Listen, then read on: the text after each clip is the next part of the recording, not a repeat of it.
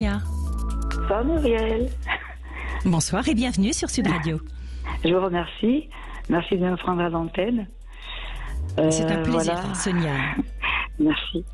Et voilà, moi je voulais témoigner. Je connais un monsieur depuis 4 ans. J'ai fait sa connaissance dans un dancing. Et je suis tombée amoureuse peut-être une semaine après. Lui aussi, il avait l'air de tenir à moi. Il m'a donné son téléphone. Et nous nous sommes fréquentés un peu. Et bon, ça a continué, mais c'était un séducteur patenté. Je ne savais pas. Et donc, j'ai beaucoup souffert, car je travaillais comme garde-malade chez des personnes âgées. Alors, je n'étais pas disponible. Ça fait que je ne voyais rien. Et je m'imaginais le pire. Alors, il batifolait, enfin, il allait danser tout le temps, tout le temps. Déjà, c'était très difficile. Après, il m'a envoyé un texto comme quoi ce n'était pas possible, nous deux. Il ne tenait pas à moi. Bon, j'ai laissé tomber. J'ai dit, pas de souci. Ensuite, c'est lui qui revenait à la charge tout le temps. Il m'envoyait des textos. Il voulait me voir. Petit à petit, il s'était attaché à moi. Moi, j'étais très, très malheureuse à l'époque. Et puis, il y a eu des ruptures. Sonia, vous étiez malheureuse. Sonia, pour que je comprenne, malheureuse parce que vous aviez rompu avec lui ou parce que vous l'avez vu revenir et qu'il perturbait votre vie? Il perturbait ma vie parce que j'essayais de l'oublier et il remuait le couteau dans la plaie, il m'envoyait des textos, il me demandait de mes nouvelles. Alors je répondais poliment, juste 2 mots, oui, ça va, merci. Et vous voyez, il m'envoyait des textos et après il m'appelait. Et une fois il m'a appelé, il m'a dit que j'étais dans sa tête, il n'arrivait pas à m'oublier. Il m'a dit je tiens trop à toi, je m'en rends compte. Bon, alors nous avons entamé une relation sérieuse, mais c'était plus fort que lui, il fallait quand même qu'il drague, voilà, devant moi. C'était plus fort que lui. Il avait besoin de séduire. Voilà, exactement. C'est un angoissé, hypochondriaque. Et moi, je le rassurais par mon insouciance. S'il oubliait un comprimé pour la tension, je disais tu ne vas pas mourir pour ça. Il voyait mon insouciance, ça lui faisait du bien. Et je l'ai rassuré. D'ailleurs, il va beaucoup, beaucoup mieux qu'avant. Et moi, j'étais vraiment éperdument attachée à lui. Il s'est attaché quand même à moi. Et il y a eu quand même des ruptures pour incompatibilité, vous voyez. Et pourtant, nous sommes compatibles. On a beaucoup de points en commun. Et ce que je reproche, c'est qu'il est très avare. C'est reconnu dans toute la famille. Il est très, très radin. Vous voyez. Alors pour l'anniversaire, il va venir avec une rose. Alors j'ai lui fait un bon repas, je prépare tout. Il vient avec une rose. Voilà. Voilà le cadeau. Je sais pas que c'est un cadeau, mais bon. Vous êtes toujours ensemble, Sonia? Alors justement, alors maintenant ça dégénère, vu que j'ai commencé à lui reprocher son avarice. J'ai beaucoup travaillé dans son appartement qu'il loue à des gens qui l'ont dégradé. J'ai travaillé beaucoup, beaucoup avec lui. Et il vivait chez moi parce que c'était à côté. Je faisais tout. Le ménage, le repas pour nous. J'ai travaillé avec lui. Le dernier jour, il m'a même fait payer le restaurant. Il m'a dit qu'il avait oublié sa carte. Moi, ça m'est égal, je suis très généreuse. Mais un jour, je l'ai vu. Le dernier jour, je n'avais pas que payer le restaurant, ça se fait pas, ça. Il m'a dit, mais je t'ai remboursé. Alors, chaque fois, il me disait, je t'ai remboursé. Parce que finalement, j'ai commencé à exploser, à lui reprocher. Maintenant, il a une dent contre moi, parce que je lui reproche. Il me dit, oui, tu reviens 3 ans en arrière, 2 ans en arrière. Je dis, non, ça fait beaucoup, beaucoup. Tu as pris mon petit-fils pour un déménagement très dur, très lourd. Il a fallu qu'en plus, c'est moi qui lui paye un café, un sandwich. Et tu en as profité pour te faire payer un sandwich par mois. Ça se fait pas. Au lieu de lui payer toi, c'est moi. Et c'est moi qui donnais un billet à mon petit-fils en cachette. Vous voyez, c'était trop du profit. J'ai commencé à... Je vois, mais Sonia, vous en avez marre. Vous en avez tout simplement marre. Vous lui avez dit. Voilà, alors maintenant il a mal encaissé. Quand je suis chez lui, la moindre chose, maintenant il crie et puis il me reproche pour se défendre. Il me dit oui, tu as fumé lorsque tu étais enceinte, c'était criminel. Alors il se met à crier en me disant que c'était criminel. Je lui dis mais ça te regarde pas. Je ne savais pas, j'étais toute jeune, j'avais 18 ans à peine. Je ne savais pas les dangers des cigarettes. Je ne connaissais pas. Là je ne fume plus, depuis 35 ans je ne fume plus. Mais bon, il me dit oui, ça fait... Sonia, Oui. ces reproches ont pour objectif quelque part de vous faire payer ce que vous avez pu lui dire. Voilà, bien sûr, j'ai compris. Vous savez, à travers ce que vous me dites, déjà, vous avez eu des départs un peu chaotiques, vous vous êtes quand même mis ensemble, vous êtes ensemble depuis 4 ans, c'est ça, hein? Oui. D'accord. Et il tient à moi, toute sa famille me dit, mais il tient à toi. Tout à l'heure, il m'a appelé, hier, il m'a appelé. Vous voyez, parce que j'ai dit que je l'ai quitté. Non, alors je vais chez lui 4 jours, 3 jours, ça dépend, lui il vient ici. Vous avez quand même un chez vous? Ah oui, j'ai un bel appartement, oui. D'accord. Ok, donc vous savez déjà, un homme qui a besoin de séduire, une femme d'ailleurs, qui a besoin de séduire, essaye de compenser un manque de confiance en soi. Il y a un vide, un manque, donc déjà la séduction, même si elle ne va pas au bout, est juste une façon de se rassurer. Alors évidemment, séduire quand on est en couple, c'est extrêmement violent pour la personne. Oui, j'ai dit, je suis humiliée, fais-le tout seul, pas devant moi. Mais évidemment. Si tu ne peux pas t'empêcher, mais même pas là, devant moi. Plutôt que le pousser à continuer à séduire, c'est plutôt essayer de regarder pourquoi il a ce besoin de séduire, à quel point et d'où vient ce manque de confiance en lui qu'il essaye de compenser. Parce que ce sera éternel. Tant qu'il n'aura pas compris ça, il continuera même à 70 ans, 80 ans. Oui, il s'est calmé. Il s'est calmé. Et de temps en temps, ça lui vient un peu, hop, il se rattrape. Et il s'est calmé. Il s'est calmé depuis peu, depuis un an. Et de même... Voilà. Que l'avarisme vient d'un manque, d'un vide aussi. Oui, ils ont vécu la misère, une grande misère. Ah non, mais voilà. Il a manqué de pain, carrément de pain, de chaussures, de tout. Je le comprends. Et mais oui. là, il y a des limites. Là, il profite. Alors je lui dis, parce que là ça a dégénéré, je lui dis moi je m'en vais, parce que maintenant ça dépasse les limites, tu commences à m'insulter, là c'est le manque de respect, je n'accepte pas. Voilà. Il m'a disputé pour un magret. Voilà, pour un magret, il a enlevé toute la graisse. Bon, je vais rentrer dans les détails, mais il a enlevé toute la graisse, automatiquement c'était sec. Comme c'était du décongelé, j'ai fait bien cuire pour éviter les bactéries. Alors il s'est mis à crier, à rouspéter, ça prenait des proportions.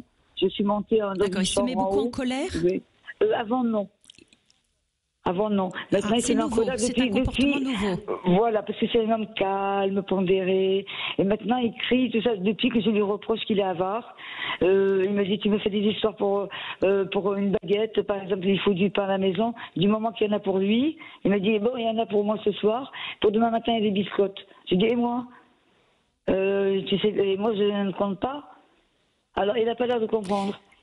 Voilà. Oui, Sonia, il y a une vraie question de fond là tout de suite qui est, est-ce que vous souhaitez maintenir cette relation? Non. Ou est-ce que vous vous dites j'en ai... D'accord, ok. Donc à partir de là, je pense que ce qu'il faut, c'est que vous travaillez la façon avec laquelle, voilà, vous allez distendre le lien petit à petit, peu importe la pression de l'entourage, que la belle famille vous appelle en disant mais il tient à toi, ne le quitte pas, parce que effectivement ça va forcément le rendre malheureux s'il vous aime. Néanmoins, il faut c'est ce qu'on me dit, vous préserver. Il m'a même, dimanche j'ai pris mes affaires dimanche, lundi il m'a appelé pour avoir des nouvelles, comme si de rien n'était. La veille il avait été infect, à m'insulter. M'insulter, vous vous rendez compte? Sonia, moi de toute façon, il va falloir que vous parliez, ou vous cassez d'un coup, vous rompez et vous ne voyez plus, vous parlez plus, c'est un peu violent. Est-ce que vous êtes en capacité de... C'est ce que j'ai commencé, oui, j'ai commencé. Voilà, j'ai même rayé son numéro, et puis il m'a appelé lundi, je ne m'y attendais pas, j'ai décroché, puis je lui ai dit qu'est-ce que tu veux, puis j'ai raccroché. Tout à l'heure il m'a appelé, il m'a dit non, on peut quand même rester amis. Et j'ai dit non, pas d'amis, rien. Ni amis, parce que sinon, ce que je voulais vous proposer, Sonia, en tout cas, quoi qu'il arrive dans ce type de situation, utilisez la communication non violente. C'est-à-dire, ne lui projetez pas des reproches, parce que ça fait monter de la colère, preuve en est, vous le dites très bien. Ça cet homme qui finalement transforme les propos que vous lui tenez en colère pour rejeter ça sur vous. Si vous utilisez la communication non violente, à partir de là, vous allez pouvoir vous exprimer, mais sans aller le chercher dans ce côté colérique. Et la communication non violente, c'est pas dire tu cries tout le temps, tu es avare, je projette sur toi ça, tous les Là, j'ai abrégé, j'ai raccourci beaucoup.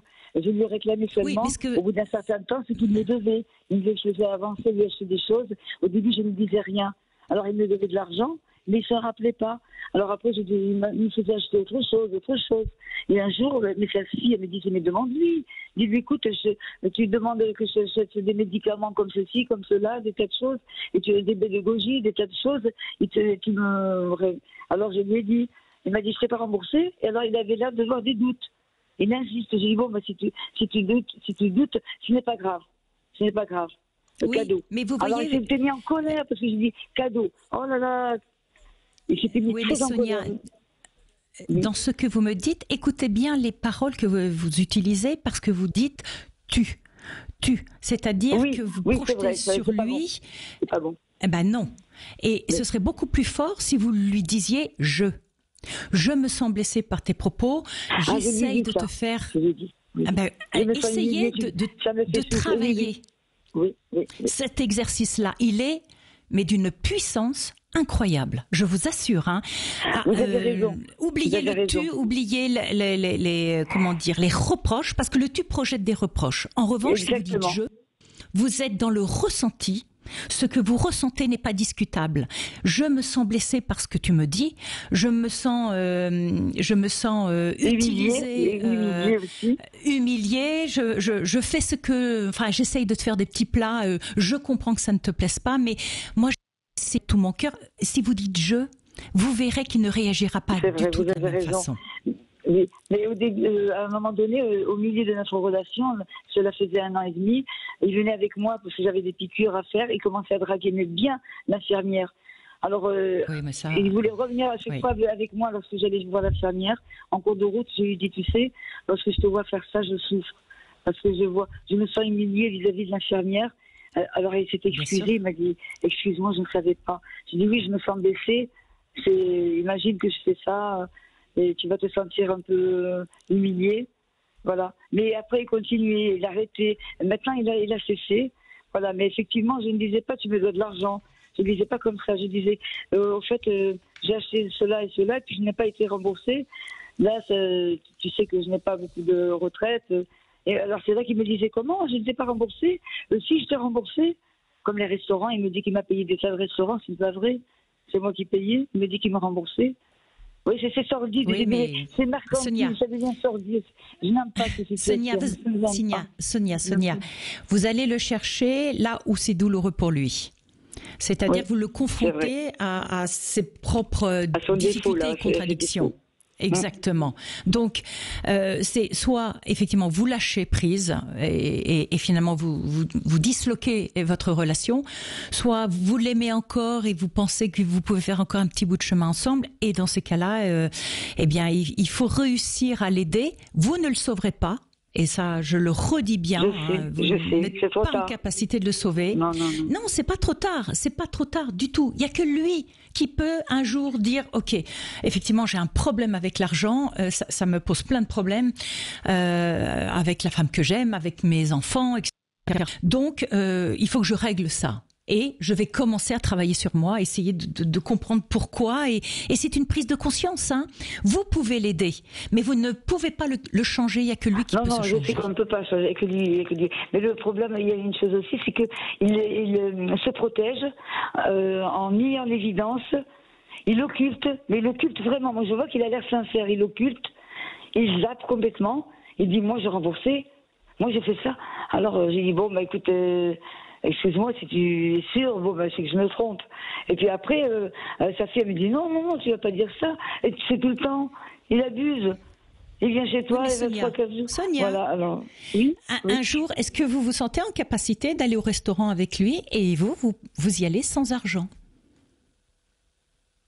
Parce que finalement, vous vous positionnez toujours en sauveur. Encore une fois, c'est-à-dire vous ne confrontez pas à la réalité, puisque il organise des choses, il vous emmène au restaurant et finalement il attend que vous payiez. Alors 1 fois, 2 fois, 3 fois, bon, ok. Mais il y a un moment donné, si ça devient un vrai problème pour vous, eh bien vous acceptez l'invitation et vous y allez, mais vraiment pour ne pas vous offrir de choix, vous y allez sans sac à main, sans porte-monnaie, sans carte de crédit, et puis vous le laissez régler la problématique avec le restaurant.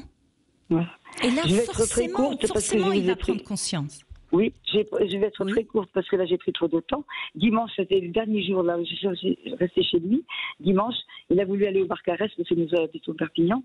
Alors j'ai dit d'accord, on va aller se baigner. On ne pouvait pas se baigner, l'eau était froide. Alors il m'a dit bon, ben sinon on va boire un petit café. J'ai dit non, c'est trop tard pour le café, il est 5 heures passées. Alors il a dit ou bien on mange une glace ou boire un verre. J'ai dit ok. Alors il sort de la voiture, on sort de la voiture et dans la voiture, dans le porte-document, là il a toujours une enveloppe avec des billets. Alors il sort avec le porte-monnaie et dans le porte-monnaie il est tout le temps moitié vide. Alors il sort, on avance et il me dit t'as des sous? J'ai dit pourquoi? Alors il me dit oh dans le porte-monnaie j'ai 3-4 euros. J'ai dit je comprends pas, tu m'invites à boire un café ou manger une glace, j'ai dit tu as de l'argent? Il me dit oui mais dans la voiture. J'ai dit justement tu as de l'argent dans la voiture. Ça l'a vexé, il s'est mis en colère. Il me dit mais je t'aurais remboursé, Oui. tu sais très bien que je t'aurais remboursé. J'ai dit mais je vais pas te faire rembourser. Si je te paye une glace, je vais pas te faire rembourser. Ça devient. Il s'est mis et puis dimanche le soir, c'est pour ça pour le magret le soir, il était énervé à cause de l'après-midi. Il m'a rabâché le coup qu'il m'aurait remboursé si je lui avais payé la glace. Finalement, il s'est acheté quand même une boule de glace tout seul. J'étais assise à côté de lui. Il a mangé sa glace. Moi, j'avais de l'argent, hein, mais je n'avais pas envie de manger de la glace de toute façon. Et je n'ai rien dit. Voilà, alors on est rentré, ça a dégénéré pour le magret le soir. Et là, il s'est vengé comme ça. Il a hurlé. Mais Sonia, vous savez, voilà. Je ressens beaucoup de colère oui, d'animosité, de ras-le-bol dans votre voix. Je l'adorais, je l'ai aimé passionnément. Oui, mais vous avez vécu ensemble ce que vous aviez à vivre. Et je pense que il est probablement temps de vous préserver, Sonia, et probablement de passer à autre chose. Ah oui, vous avez raison. Vous avez raison, je me le dis. Parce que dans vos propos, tout montre que vous êtes prête. Vous êtes prête à passer à autre chose et il faut juste l'accepter et l'acter. Mais je crois que vous êtes déjà en chemin. Oui, je le sens aussi. Je le sens. Oui. J'ai un peu peur de souffrir parce qu'au bout d'un certain temps, il va me manquer. Et lui aussi. Chaque fois, on se le dit après qu'on se manque. C'est bizarre, hein? Oui, mais est-ce que ce qui vous manquera, est-ce que c'est réellement lui ou c'est le vide que son absence va générer? Vous comprenez ce que je veux dire? Je comprends ce que vous dites. Peut-être pas le vide, il y a peut-être les deux. Et rien que de voir son nom, s'il appelle, je vois son nom j'ai le cœur qui s'emballe, mon cœur qui bat très vite. Je suis heureuse que ce soit lui. Et chaque fois que le téléphone sonne, je me dis, c'est peut-être lui. Vous voyez, pas maintenant, là, je suis en colère. Je suis trop en colère. Mais bientôt, j'ai peur que ça recommence comme ça. J'ai peur que ça recommence comme ça. Sauf que Sonia, quand vous dites j'ai peur que ce soit lui, vous avez peur. Non, j'espère. Non, j'espère. Je me dis, quand le téléphone sonne, je me dis, j'espère que ce soit lui. Vous voyez, d'accord. En ce moment, je suis en colère. Donc il y a encore des. Voilà. Il y a des choses à lâcher encore, c'est-à-dire que le fruit n'est pas mûr. Exactement. Il manque peu, mais il va mûrir.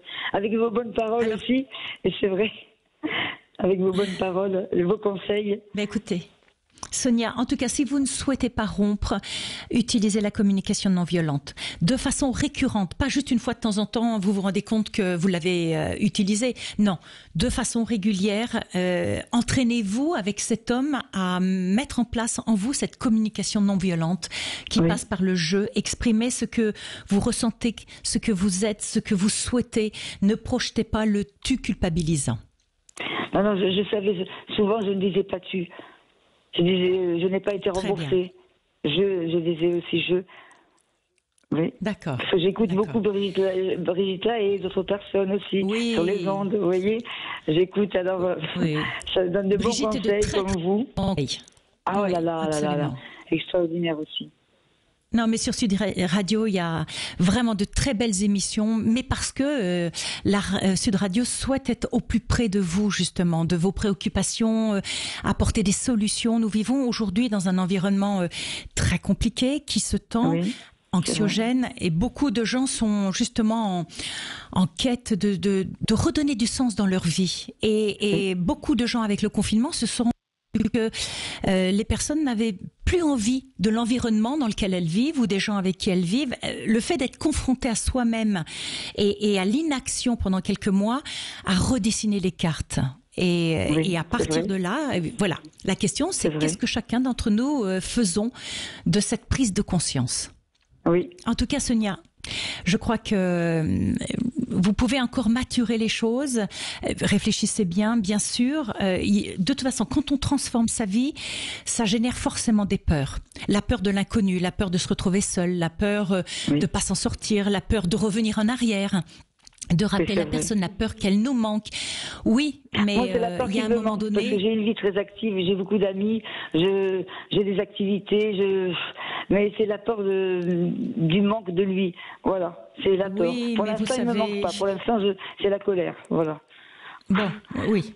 Eh bien, écoutez, travaillez sur cette colère, voilà. digérez-la, vous verrez après, et puis si vous décidez de vous séparer, il y a forcément quelqu'un d'autre qui viendra remplir ce vide et qui viendra vous apporter de l'amour, je l'espère, en tout cas de l'amitié, de la tendresse, de la bienveillance.